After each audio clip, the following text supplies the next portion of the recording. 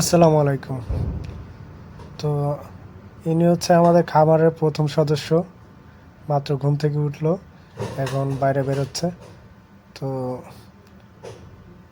ওনাকে ভিডিও করার উদ্দেশ্য হচ্ছে এই হাঁসের ছানা দুইটি যখন আমি কিনি, তো দেখতে অনেক কিউট ছিল, মাশাল্লাহ এখনও অনেক কিউট। তবে এখন একটা বেঁচে আছে, একটা মায়া একটা মদ্দা নিয়েছিলাম।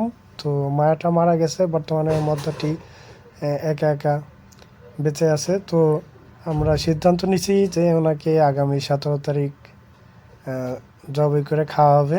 তো তার স্মৃতিস্বরূপ আমরা একটা ভিডিও ধারণ করেছি। মাশাল্লাহ দেখতে এখনও অনেক কিউট।